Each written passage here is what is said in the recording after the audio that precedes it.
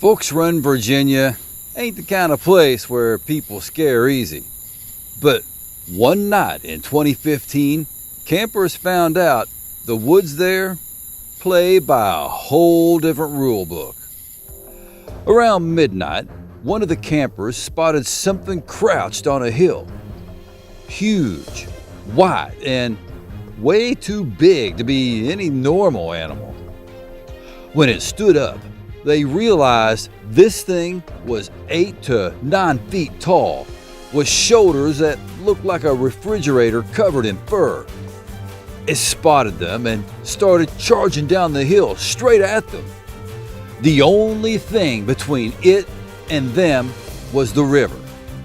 They watched it pace the bank, trying to figure out how to get across. Then it stepped into the water, wading in with slow, heavy strides. It was halfway across when a loud, gut-level scream echoed from somewhere deep in the woods. Something bigger, louder, and angrier than the creature in the water. The Sheepsquatch froze, lifted its head, and whimpered like a scared dog, then bolted into the trees at a full sprint, running from something the campers never saw and never want to meet. I'm Uncle Perry. I don't just tell stories, I dig up the fucked up ones most folks are too chicken shit to talk about, and I do it in a cavalier kind of way. When it comes to cryptids, I chase down the truth behind the legends.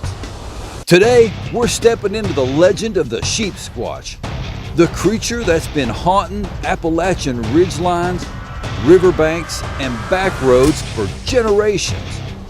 This thing is big, mean, and built to fuck up your night. Oh, hell yeah! It's post time, baby! It's time to crack a frosty one, kick your feet up, and let's get it! Fulks Run Incident, 2015. Fulks Run, Virginia is the kind of place where folks grew up tough, where the woods are just part of life and nothing out there is supposed to scare you. But in 2015, 6 campers learned the truth locals already know. The mountains choose the rules, not you. It was close to midnight, the kind of dead quiet where even the fire sounds too loud. One of the campers noticed something crouched on a hill just above their camp. At first, it looked like a boulder or a stump, until it shifted. Huge, white, and way too goddamn big to be anything that belonged in those woods. When it stood up, they saw the full-on nightmare. 8 to 9 feet tall, shoulders an insane 4 to 5 feet across.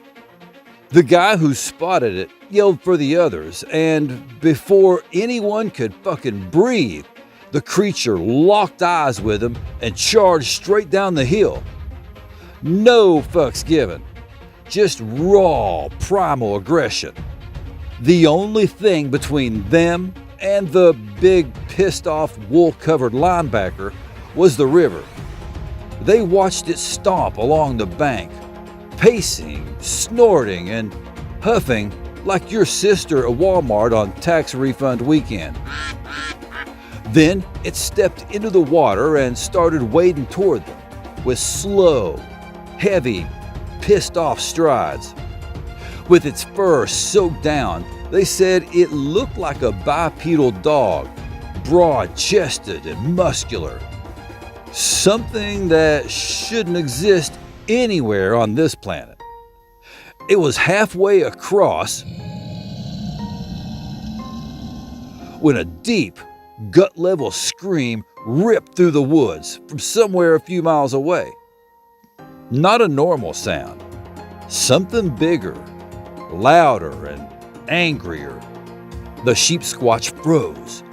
Its whole body went rigid. It It lifted its head into the moonlight and let out a tiny little pussy whimper, like it suddenly realized it was not the apex predator. Then it spun around and tore back into the trees, running for its life. The campers grabbed their gear, packed their shit in seconds, and got the fuck out of there. They told locals, but avoided the authorities because they didn't want to get laughed out of the county. Sheepsquatch is the white thing. Sheepsquatch did not just pop out of nowhere in the 90s. Long before the modern sightings, folks in West Virginia, Kentucky, Virginia, and Pennsylvania were already talking about something big, furry, and white stalking the hills. The earliest detailed version we can actually trace in print comes from a student term paper in 1954.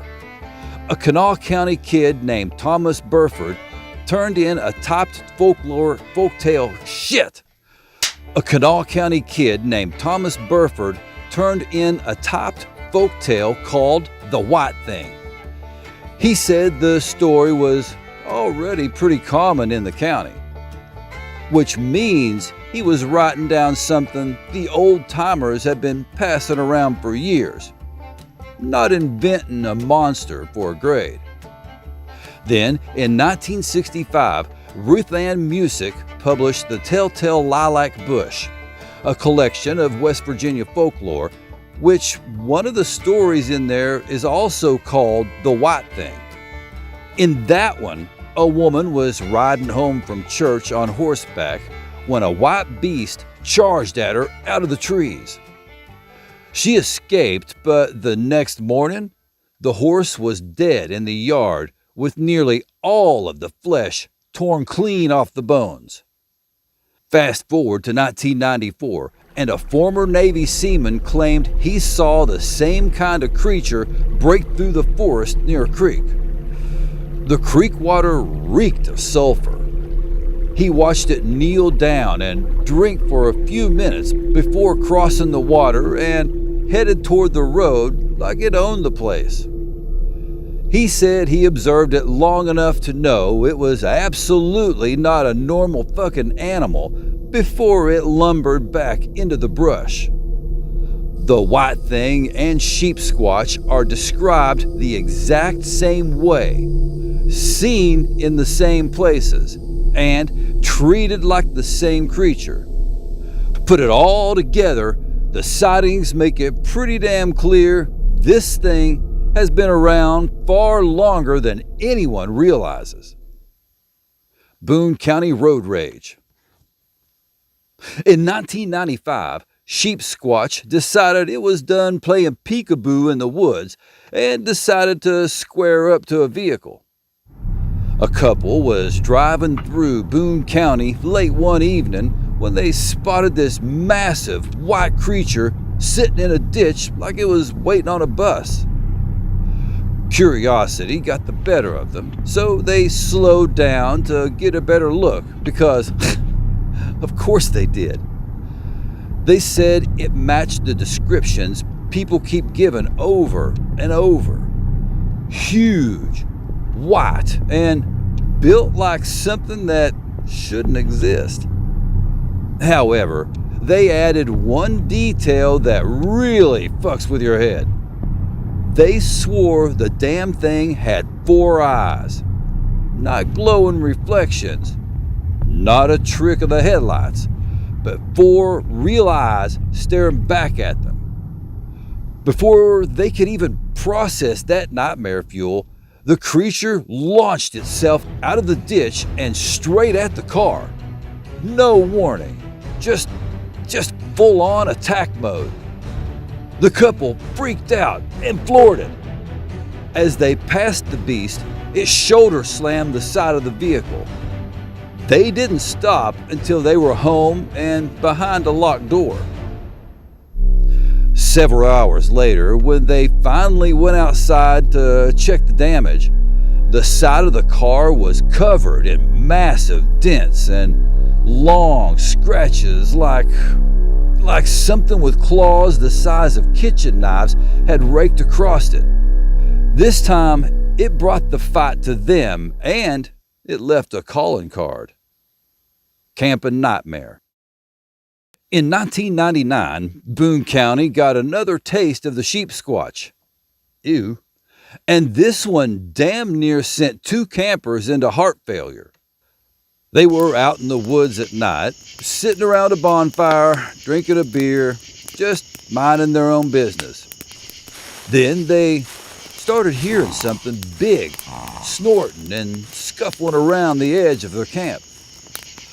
The kind of sound an aggravated bear makes when it's deciding whether or not to ruin your whole fucking weekend.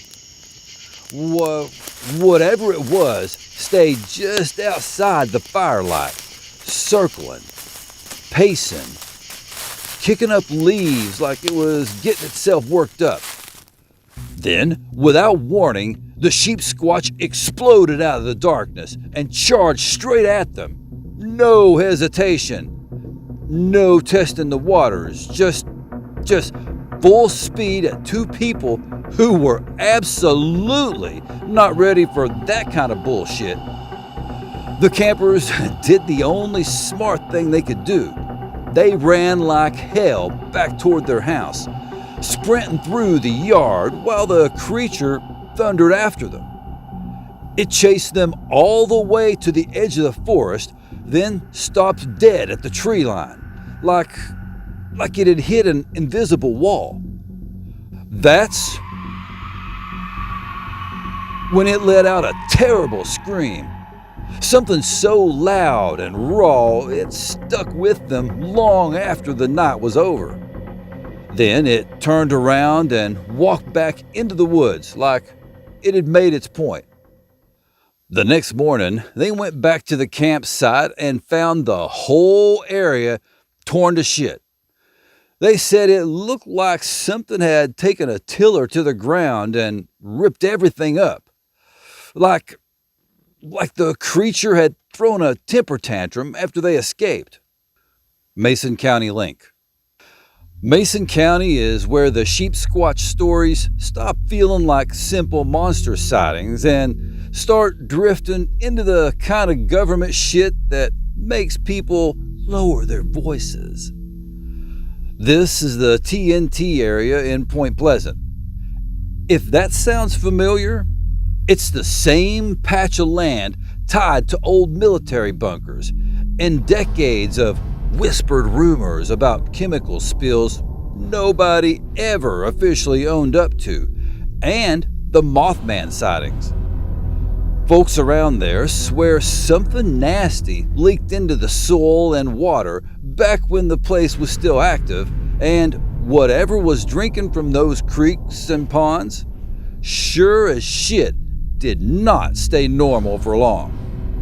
Sightings of a massive white creature started popping up at the same time locals were reporting dead wildlife, strange smells, and water that looked wrong even in moonlight.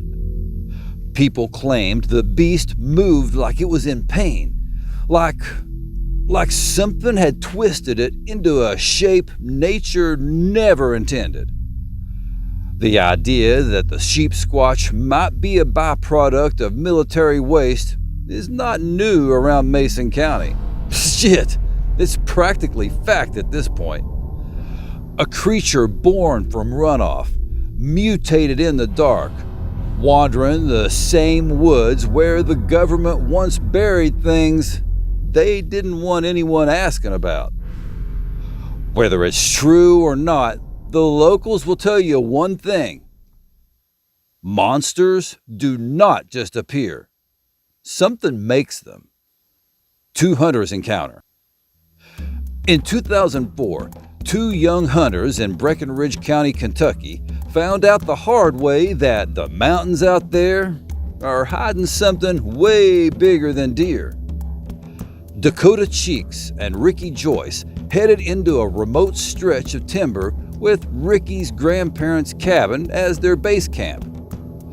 First morning out, one of Ricky's dogs wouldn't come when called. After searching, they found her dead in a ditch with her head twisted completely around. Dakota said there was no animal up there that could do that. No coyote, no bear, nothing he had ever heard of. They had already been hearing growls and screams at the top of the mountain, so they hopped on their four-wheelers and spent the day searching the far side of the property where nobody ever goes.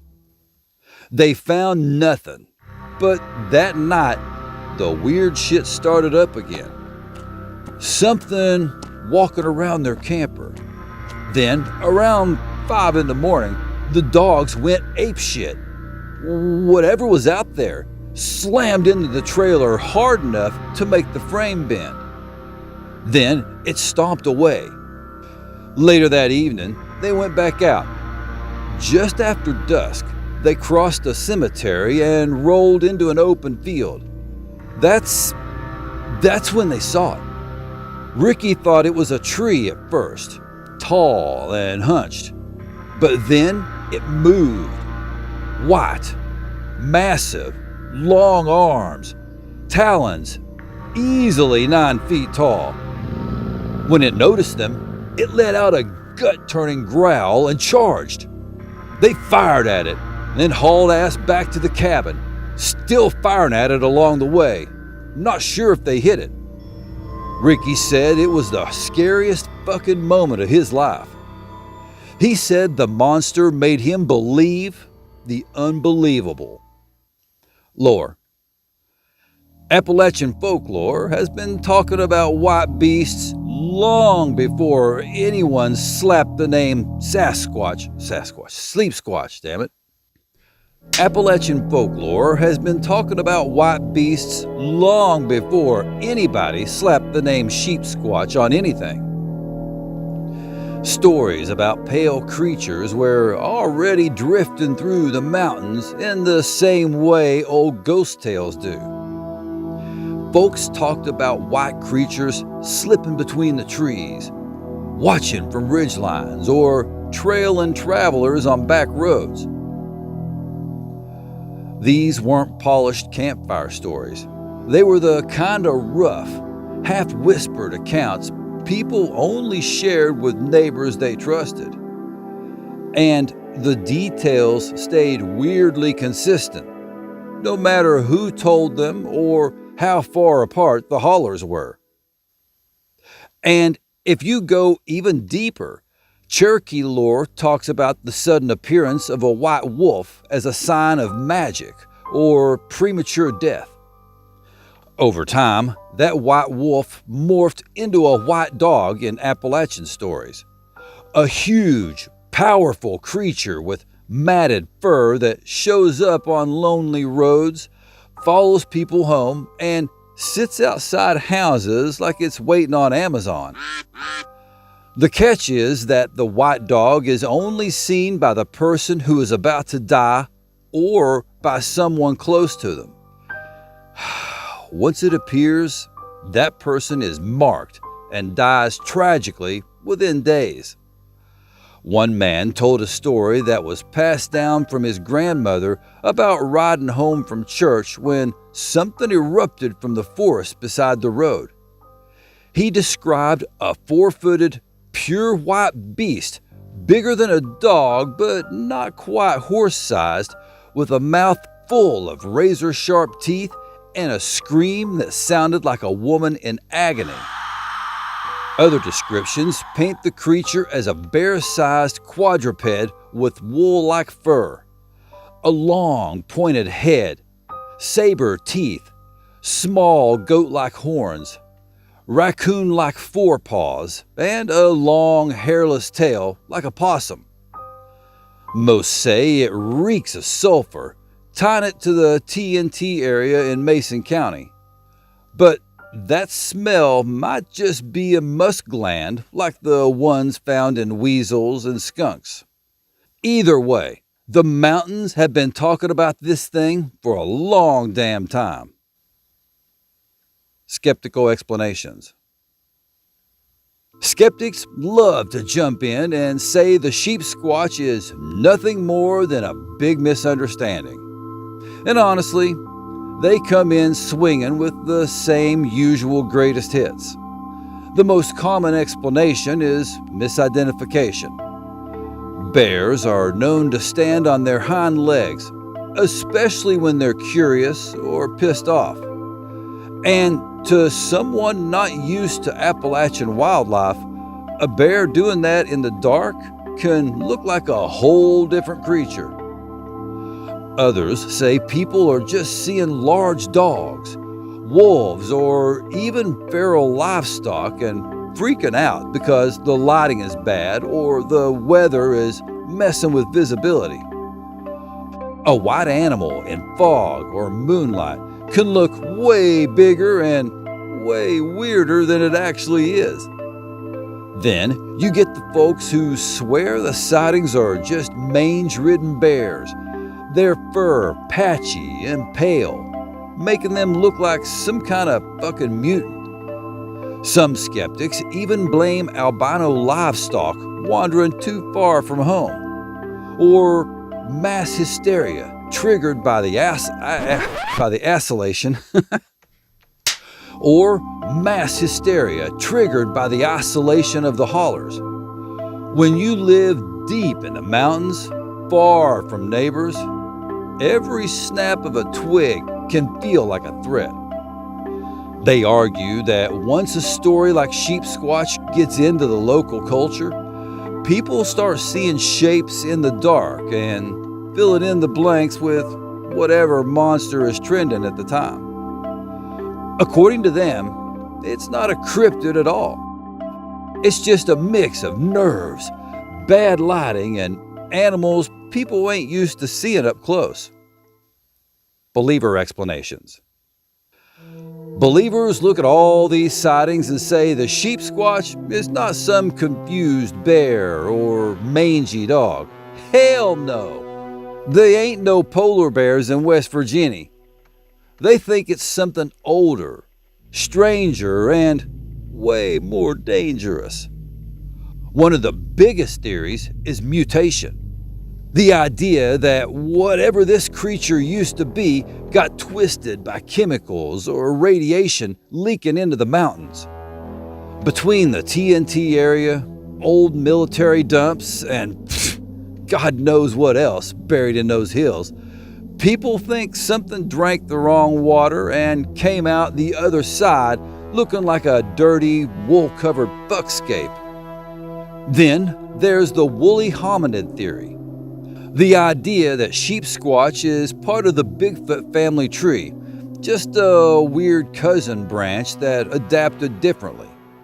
The size, the bipedal movement, the intelligence, the way it reacts to threats. All of it lines up with hominid behavior more than any known wildlife. Believers also point to the sulfur smell. That rotten egg stench shows up in other cryptid encounters too, like the Flatwoods Monster and skunk ape reports. It's almost like these things carry some kind of chemical that doesn't match anything natural. And then there's the speed. No mange-ridden bear is walking upright and screaming like that. And no sick livestock is charging campers or tearing through the woods like it owns the place. Whatever this thing is, it moves like a predator built for the mountains. Some believers even bring up the Greenbrier Bunker, the classified fallout shelter built beneath the Greenbrier Hotel during the Cold War. They wonder if the military has known about this creature for decades and has been quietly monitoring it as a biological anomaly. Maybe they know exactly what it is and just never told anyone. When you stack all the sightings together, the size, the smell, the behavior, the way it shows up in places tied to government secrecy, Believers say it's not a misidentification. It's a creature that should not exist, but 100% does.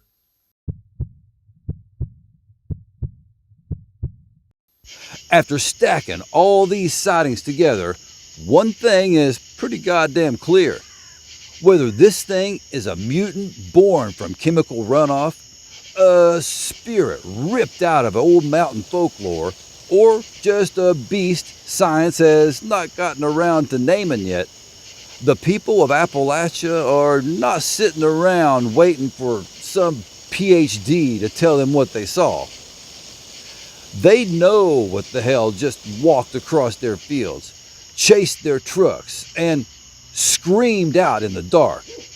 And if you ever find yourself in those woods and the air suddenly turns to sulfur, do yourself a favor and get back in the truck. Do you like weird-ass monsters? Then tap that button and subscribe. That way you won't miss out on more of my fucked up commentary. And besides, I really do appreciate it. After hearing every one of these encounters stacked and snarling on top of each other, what kind of thing do you think is stalking those mountains at night? Drop your answer in the comments. I want to hear it. And if you're ready to crank that shit all the way up to 11, that join button's got your name on it. For just $2.99, you can have my back in a huge fucking way. Until next time, y'all keep it real, keep it chill, and stay creepy! Catch you on the flip. Thank you so much for watching all the way to the end. You are the real beast.